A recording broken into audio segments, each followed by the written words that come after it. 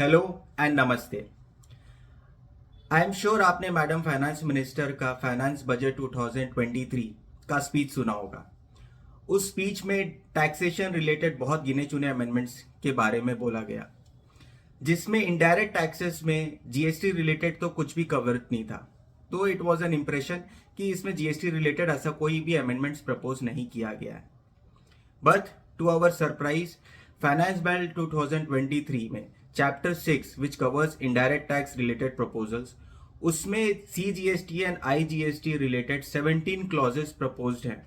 मतलब 17 क्लॉजेस में GST law के अंदर अमेंडमेंट्स प्रपोज किए गए हैं।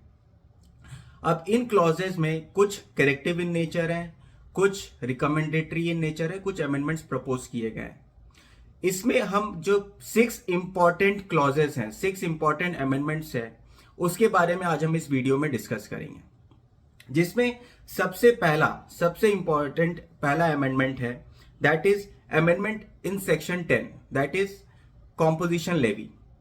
कॉम्पोजिशन लेवी में एक रेस्ट्रिक्शन है कि कोई भी tax payer who wants to opt for composition levy, उसके लिए कुछ कंडीशंस हैं कि अगर वो कंडीशंस फुलफिल नहीं होते हैं तो he can not opt for it. जिसमें से एक कंडीशन है कि वो टैक्स पेयर या supplier is not eligible to make supply of goods और and services through e commerce operator on e commerce platform. तो ये एक बहुत मेजर हिंड्रेंस था कि कोई भी आज एक छोटा से छोटा भी सप्लायर है या एक टैक्स पेयर है, आज हर कोई ई कॉमर्स प्लेटफॉर्म को यूज करता है फॉर मेकिंग हिज सप्लाई। तो इसको नजर रखते हुए section 2, subsection 2 and subsection 2A of section 10 has been amended, जिसमें for the purpose of supply of goods, खाली गुड्स के लिए ये रेस्ट्रिक्शन हटाया गया है कि अब एक टैक्स पेयर या supplier who is supplying goods through an e commerce platform, he can also opt for composition levy. This is a very welcome and good change which is been proposed.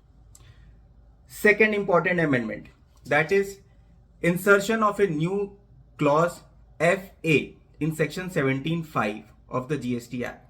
17(5) क्या है? The draconian provision that is blocked credit, जिसका credit हमें allowed नहीं है। इसमें और एक insertion किया गया है क्लॉज FA के थ्रू, जिसमें any CSR means corporate social responsibility related अगर कोई भी एक्सपेंस कर रहा है कोई भी एंटिटी, उसको उस एक्सपेंस का इनपुट टैक्स क्रेडिट अब अलाउड नहीं है। मैं एक रीड आउट करता हूं, ये क्या बोलता है ये clause. Goods or services or both received by a taxable person which are used or intended to be used for activities relating to his obligation under corporate social responsibility referred to in section 135 of the Companies Act 2013. We all had an impression कि corporate social responsibility related expenses are statutory obligation over an entity, and because it is statutory obligation तो it is of course in the course of furtherance of business, so इसका input deny नहीं किया सकता। But ये एक हमेशा एक interpretation था कि बिकॉज इसमें जितने भी हम एक्सपेंसेस कर रहे हैं, जितने भी हम गुड्स या कोई भी कैपिटल एसेट प्रोक्योर कर रहे हैं, इसको हम फ्री ऑफ कॉस्ट सप्लाई कर रहे हैं for the our purpose to achieve that target of corporate social responsibility. अब इससे रिलेटेड पहले भी कुछ एडवांस रूलिंग्स आए हुए हैं in the state of Kerala, Gujarat और कुछ अलग स्टेट्स में भी, कि corporate social responsibility related expenses का इनपुट टैक्स क्रेडिट अलाउ नहीं होगा, that is an ineligible credit. And अब इस डिबेट को रेस्ट करते हुए अब इसका एक स्पेसिफिक क्लॉज इंसर्ट कर दिया गया है, क्लॉज नंबर FA। बट एक बहुत अच्छी बात यह है कि ये जो भी चेंज प्रपोज किया गया है, ये क्लॉज जो इंसर्ट होगा that will be prospective in nature, not retrospective, so that also creates a new interpretation कि क्योंकि ये रेस्ट्रिक्शन अभी प्रोस्पेक्टिव इन नेचर इंसर्ट किया जा रहा है, तो इसके पहले अगर कोई भी हम CSR रिलेटेड एक्सपेंसेस का हमने ITC अगर इनपुट क्लेम किया है, that is definitely allowed and eligible to us. Next, third amendment, that is substitution of section 23 of the GST act. क्या है ये section 23? Person not liable for registration in GST। हम सब जानते हैं section 22 which is related to person liable for registration, section 23 है person not liable for registration. And फिर एक है section 24 which deals with certain tax payers who are compulsorily required for registration under GST, even though उसका threshold limit के अंदर है या क्या कर रहा है उससे कोई मतलब नहीं है, अगर वो उस क्लॉजेस के अंदर फॉल करता है is compulsory required to be registered under GST. अब उसमें एक हमेशा कंफ्यूजन होता था कि अगर कोई एक्सेसिव क्लॉज सेक्शन 24 में कवर्ड है which is compulsory registration and 23 में भी कवर्ड है which is not liable for registration, तो उस केस में क्या वो सेक्शन 23 फॉलो करेगा या 24 फॉलो करेगा। तो अब इस कंफ्यूजन को क्लियर करते हुए सेक्शन 23 को सब्स्टिट्यूट कर दिया गया है स्टार्टिंग विद अ लाइन कि not with standing anything contained in section 22 subsection 1 and section 24, ये एग्जेम्पशन आपको अलाउड है। मतलब अब section 23 which is person not liable for registration is having overriding effect on section 22 and 24।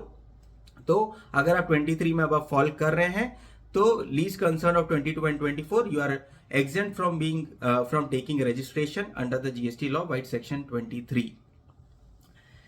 Now fourth amendment which is covered under various clauses of this proposal, जिसमें now a taxpayer who has failed to file his return, कौन से return, GSTR 1 under section 37, GSTR 3B under section 39, annual return that is GSTR 9 in section 44 and GSTR 8 that is e-commerce operator under section 52।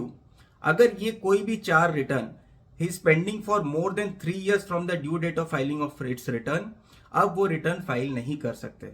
मतलब अब ये respective section 37, 39, 44 and 52 में sub section insert किया जा रहा है जिसके through if any of these return is pending for more than 3 years from the due date of furnishing of this return, the return cannot be filed anymore. So now moving towards the fifth amendment, and before that please don't forget to like, share and subscribe this video. Fifth amendment is in section 122 which deals with penalty in case of certain offenses, जिसमें एक new subsection 1 भी insert किया जा रहा है to impose penalty on e commerce operator. In this case 3 situations में e commerce operator पे penalty applicable होगा। First is if he allows an unregistered supplier to supply goods or services through his platform who is required to be registered under GST law. Second, if he allows any supplier to make interstate supply of goods or services who is not allowed to make interstate supply. And third, if the e-commerce operator furnishes any incorrect detail in his GST return, then in these 3 cases the penalty applicable on the e-commerce operator shall be rupees 10,000 or the tax applicable on the supply made whichever is higher।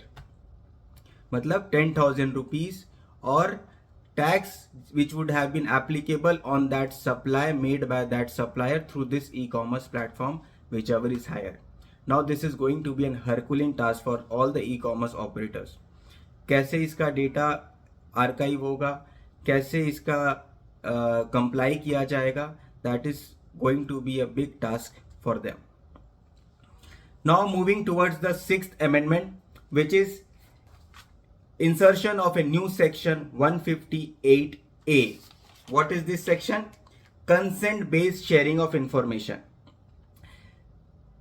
In this case, now the GST platform shall be allowed to share information about a registered supplier to any other platform। किस type का information? Information provided by that supplier at the time of GST registration or at the time of filing his return or at the time of generating e-invoice or e-way bill। अगर ऐसा कोई भी information है and if it is required, the GST platform can share that information with any other platform।